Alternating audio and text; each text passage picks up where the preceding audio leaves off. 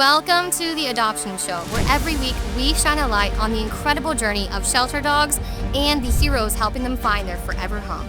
Across the country, we meet thousands of dogs waiting for a second chance. Here, we meet the dedicated individuals and organizations making that possible. Join us as we explore heartwarming stories of hope, resilience, and the unbreakable bond between humans and their canine companions.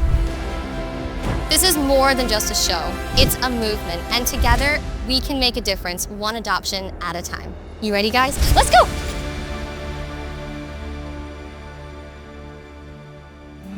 On the Adoption Show, saving lives is fun together. On the Adoption Show, Welcome to the Adoption Show. I'm Amber Akar, and every episode we're shining a light on the amazing dogs waiting in shelters across the country. If you open your heart and adopt through our show, we've got a special thank you gift just for you. Ready to meet your future best friend? Let's get started.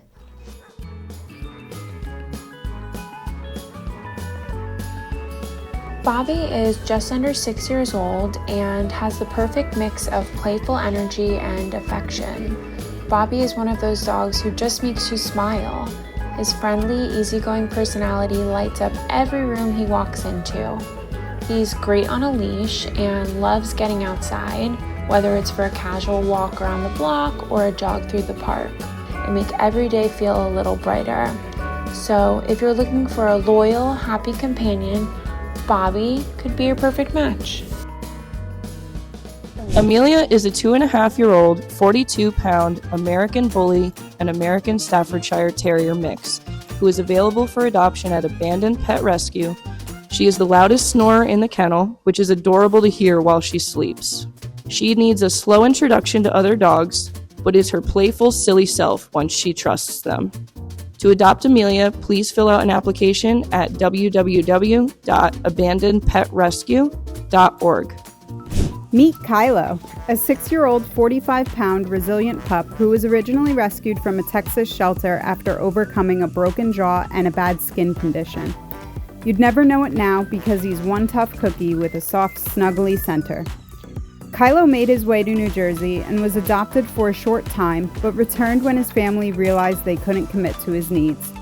Kylo's adoption fee has been generously sponsored, so all you have to do is bring the love and a pocket full of snacks. His story began on the island of Maui before coming over to Helen Woodward Animal Center. He was found wandering the streets alone with no collar, no microchip, and no way to see where he was going. When he arrived at the shelter, they discovered that Hash Brown had been blind since birth. But from the very beginning, he showed everyone that being blind doesn't slow him down one bit. Visit animalcenter.org to learn more and schedule a meet and greet. Because sometimes the best things in life aren't seen, they are felt. Chili is a 4.5-year-old little pit bull mix. She comes in at a tiny 45 pounds. And this little mini friend is gonna be your best friend. She loves to play with her toys. She loves to chase balls and her squeakies and defluff all the fluffs when she's in her home. She loves a good chew toy, a bully stick, anything like that. You should come meet her because she's amazing and cute and mini, and even though she's got this most serious face, you're gonna fall in love with her. Finding your forever friend is easy. Just visit the shelter's website or scan the QR code. When you adopt, be sure you mention the Adoption Show to get a special gift from us. Because starting strong with your new pet, that's what we're here for. We're all about adoption, but we're also about appreciation. This week's spotlight goes to someone who's doing something extraordinary in the world of rescue.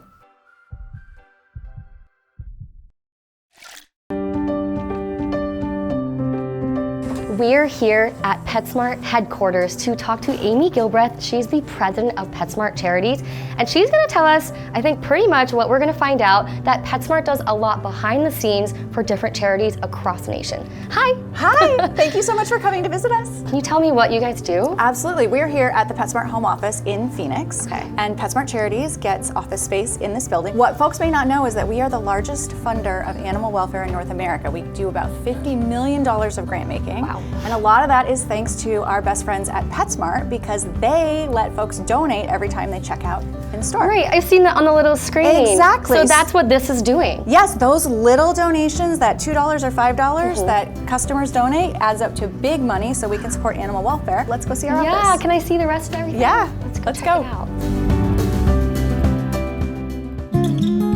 Now, you guys are getting pets adopted in PetSmart stores, right? We are, and it actually comes out of a decision 30 years ago made by the founders of PetSmart that they never wanted to sell dogs and cats in the store. They wanted to host adoption groups instead. So we have been hosting adoption groups in store for over 30 years. I'll tell you a little bit more about that later. But once pets have a home, we want them to keep it. So Right. we also work in accessible veterinary care, in pet hunger, and in disaster relief. Oh wow, I can't wait to hear more about Yeah, that. we're on the 4th floor, so let's head up. Let's go. What does it look like when someone is adopting a pet through PetSmart Charities? Well, we host rescue groups in store, and the adoption is actually happening between the rescue group or the shelter and the pet parent. But actually, we're here at the PetSmart Treats Rewards wall. So one of the many very cool things PetSmart does to support adopters is you get automatic VIPP status if you adopt through a PetSmart store. And then there's also an adoption kit that you can get. Whether you adopt in a PetSmart store or somewhere else, if you bring in your adoption paperwork, there's this very cool coupon book to help you get started. That's amazing. It's very important. Oh wow, I love that. So our adoption program at this point, I'm so proud, we've done over 11 million Wait, 11 adoptions. million? 11 million over that 30-year period. We currently have over 2,000 adoption partners who are active in store. I just have to stop here because I love all of the artwork Smirk. in the headquarters. And what we do for our adoption partners is we offer them this space in store. They get rewards, cashback rewards, when they do a certain number of adoptions to help offset their costs, and they can get grant funding of up to $75,000 a year. Now, I know one of the things you guys help out with is access to veterinary care. It's gotten so expensive. Yeah, that's like one of the biggest barriers for people to actually adopt pets, right? Yeah, we know that veterinary care is hard to access for a lot of reasons, primarily financial. We actually recently did a survey of over 2,000 pet parents, and so many of them, over half of them, said they were skipping or declining care. And of those who were skipping and declining care, over 70% it's a financial reason. So one of our biggest grant categories outside of adoptions is trying to help nonprofit clinics scale up so that they can offer more care at more affordable prices. We think that there are at least 50 million pets in the US that don't get adequate care. Wow, that's a lot. It is a lot, and millions of those get no care, Oh my goodness. which is tragic. So we're working really hard to make sure that more pets and families can access veterinary Again, care. not just getting adopted, but staying in Yes. homes, getting the care Once that they need. you have a home, we want you to keep it. And we know that times get tough for everyone once in a while. Yeah. Do you guys also help out or do things when it comes to like feeding pets and? We do. So many families struggle with food insecurity. And they don't think about the fact that if a family doesn't know where their next meal is coming from and they have a pet, and most US families do, Right. then they're also struggling to feed that pet. So we partner with wonderful folks at Feeding America, at Meals on Wheels, and we help get pet food into human food banks so that when a family comes for food support, they can get every member of their family help. Wow. And then seniors. So many seniors, their only companionship is their beloved pet. And if they're homebound and they can't get out for their own food, Right, how are they gonna feed them? They also can't get out for pet food or for veterinary care. Right. Well, I wanna hear what else PetSmart Charities is doing. Well, our last big program area is around disaster response. Okay. And as we've been chatting, we've been talking about the fact that pets are family. Right. People love their pets as members of their families. So it's another sort of neglected area historically. We did a survey and we found out that over 90% of households would not evacuate in a disaster if they can't bring their pet. Right, I mean, I'm not gonna leave my dogs and cats behind. Oh, I'm not either. Yeah, so how is PetSmart Charities helping with that? We have a huge partnership with the American Red Cross. Oh, wow. So we have given them multiple millions of dollars over the last few years for them to integrate pets into all of their disaster planning. So they have trained pet liaisons at every disaster. Got chills. Their shelters are pet friendly. There's a pet friendly shelter finder on their website now. So they will take every member of the family in a disaster. We want everyone to get to safety together. And then in addition to our work with them, we also do direct grant making in communities to those animal first responder groups. We've donated over $600 million over the course of the history of PetSmart Charities in our almost 31 years. We're very proud of what we do, and we're incredibly grateful to the people who make it possible. None of this would be possible without our donors. PetSmart Charities is doing so much. I just want to thank you, PetSmart Charities, for doing that and for also chatting with me today and sharing this with everyone so that they can learn what you guys are doing. Of course, thank you for coming to visit us at our offices. And myself and my team, we feel so honored to get to do this work, but I always want to emphasize our donors are the real heroes. Yeah. So thank them. Oh, that's great. Thanks.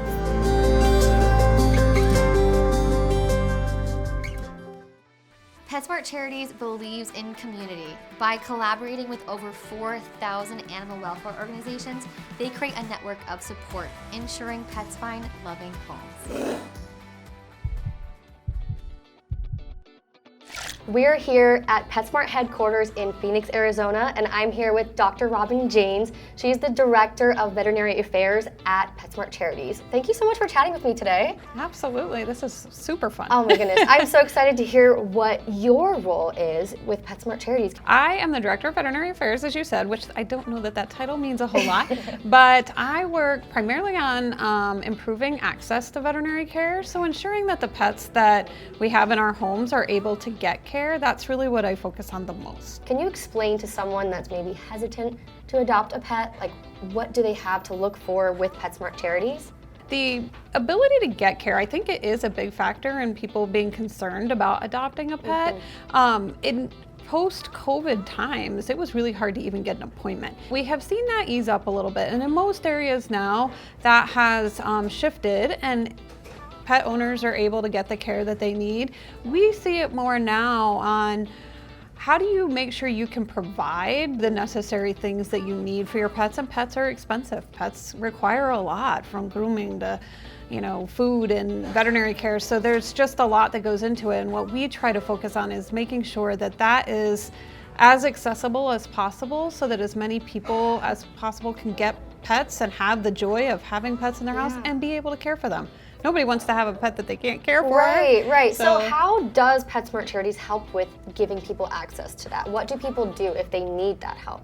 We work with some low-cost care clinics, so we help support low-cost care clinics get up and running, build business plans, really build a sustainable future for their business, and it's focused on low-cost care. So we have those across the country. We have other ones that are working in unique communities to where you're trying to find out this specific community needs something different, and so we work in those areas. I work personally on a lot of research and innovation.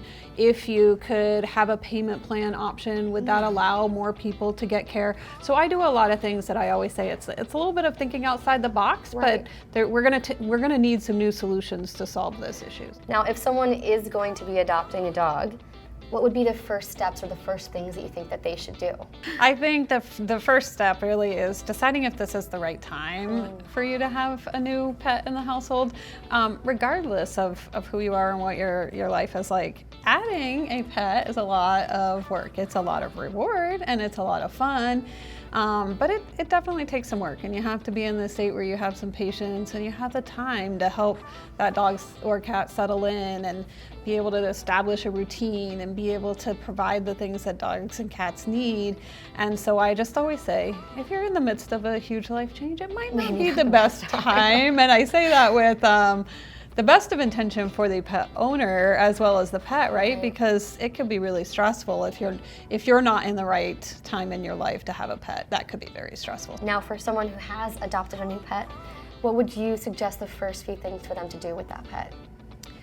Well, I think the first few days are always a getting to know you period, right? The dog or cat is trying to decompress. They're moving to a new house. They're like, what's here and what do I need to investigate? Cats will probably check out every corner. Dogs may be a little more hesitant and may not want to do that quite as readily. But I think the first 3 days are really about just kind of getting that decompression where they feel like, okay, I'm okay. Nothing's gonna come out and attack me, or anything crazy is gonna happen. And then I would say the next few weeks even are about learning your routine. They know when they're gonna get fed. They know when they're gonna go for a walk, or how they're gonna get outside, or those kinds of things. So that's the first couple weeks.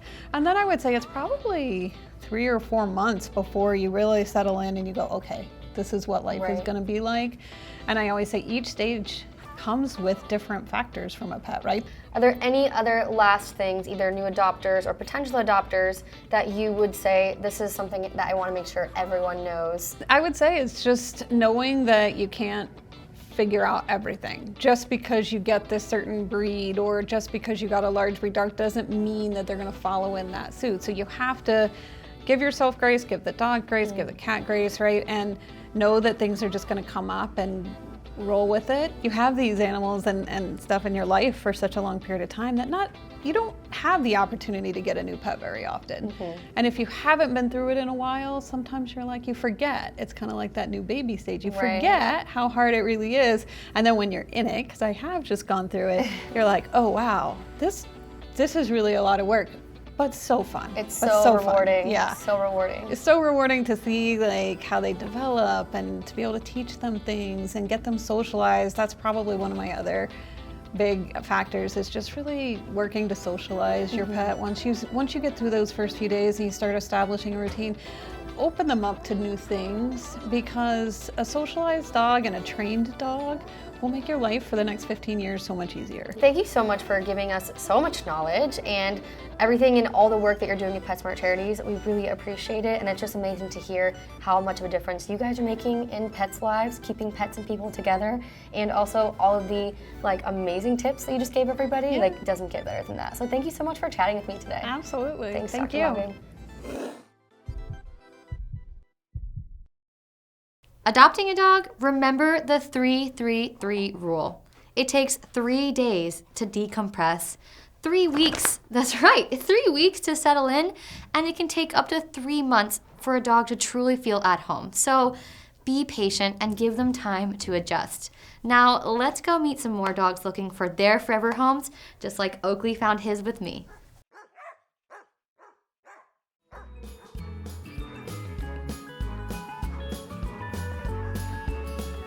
Tala is a young pup who was rescued from a shelter just in time. She's a white shepherd, and her name means wolf in Native American. She's a sweetheart who has gotten along well with other dogs, kids, and babies while she's been in foster care. She's adaptable and easygoing, crate trained and house trained, and has also started training in her foster home. While she does love to play, she also knows how to relax and settle down. She's affectionate and is a big fan of belly rubs. Come meet her today. This is Pandora, a 5-year-old, 45-pound sweetheart who's looking for her forever home. Pandora was rescued from the Code Red list in 2024. Pandora is crate trained, walks beautifully on leash, has recall, and can calmly join you on patios and at events. She's even treadmill and muzzle trained. What a rock star! Pandora is ready for her forever person. Could that be you? Reese thrives on love and structure. He can get excited in new situations and may need help with redirecting his energy. He's a silly guy who's got endless playful energy and love. He likes to share his toys and show his affection when he presses a toy into your hand. Once he's comfortable, he's a moderate energy dog. He's learning to listen in situations that may have been difficult for him in the past, and he's ready to thrive in a forever home with a patient adopter willing to give him the structure and guidance he needs. Roxy is a young pup with a lot of love to give. Her favorite thing is when someone asks her to sit and she gets it just right. It makes her feel so smart and proud. This treat-motivated pup will do well with future training. She truly shines when she's spending time with people, and she can't wait to find her forever family to spend time with her soon. Roxy is heartworm positive, but she is receiving treatment and will continue to be supported by the Louisiana SPCA veterinary team after her adoption. If you're looking for big cuddle buddy, look no further than Ollie. He will keep you entertained with his antics, and he will never fail to happily greet you at the door every day. He loves playing with toys, and it's a delight to watch him as he tries to decide which one is the perfect choice for that day. He's ready to go on adventures with his forever family and snuggle next to them as well. He'd do best as your one and only pup and with a family with teenagers or older. Come meet him today. Are you a good boy? Yes. Are you a good boy? There are so many good boys and girls. They're all waiting for someone just like you. Make the call, send the email, just don't wait. And now for the tip that might just make your adoption journey even smoother, this week's Adoption A to Z. Behavior. Understanding your dog's behavior, especially in the early days, is key. Newly adopted dogs can be shy, overexcited, or anxious. So knowing how to interpret cues like barking, body language, and chewing can help you respond with empathy and structure. One thing I like to remind people is to remember the 3-3-3 rule. It takes 3 days for your new pet to decompress in their new home. It can take 3 weeks to kind of start to settle in and get comfortable with the environment, and it can take up to 3 months for you to establish a bond and new routine with your pet. So keep that in mind when bringing home a new pet.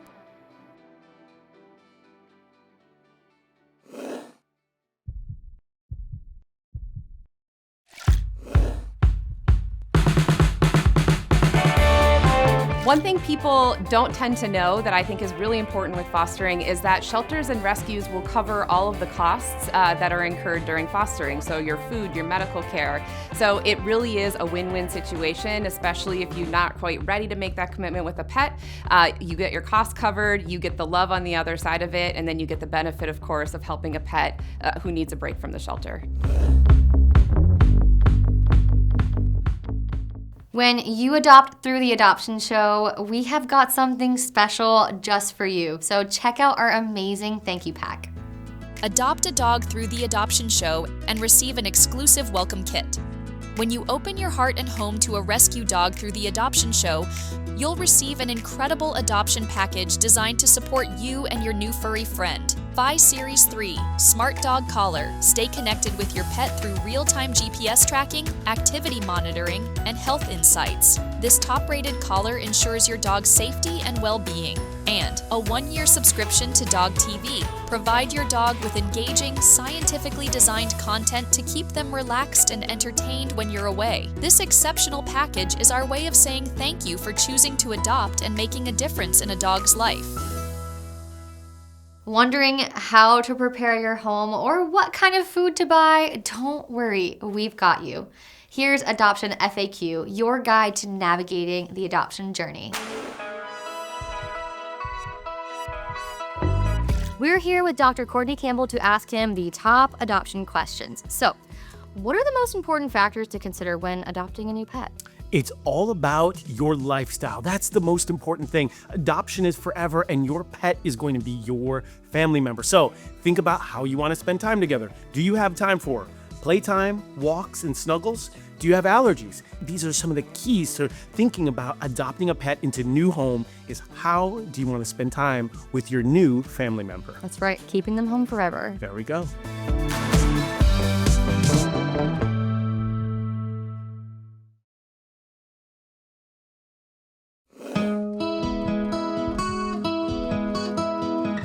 I personally like to keep my training sessions short and consistent with my dogs, purely because it keeps them from getting frustrated and it keeps me from getting frustrated. When we feel like we're starting to get maybe a little bit overzealous, maybe we're starting to get a little upset with what our dogs are doing, we just want to take a quick break for them. That way maybe they understand a little bit better what we're asking of them, because the more that we try to work them and the more that we are spending rigorous amounts of times, over an hour working on those sessions, they can start to get burnt out, they start to get bored, and it can affect how well that they're listening for us. All of the dogs you met today are ready for their forever homes. Just scan the QR code or head to the shelter's website to adopt. And don't forget, we will send you an awesome thank you gift when you do. You're not just bringing home a dog, you are saving a life. Thanks for watching, and we'll see you next week on The Adoption Show.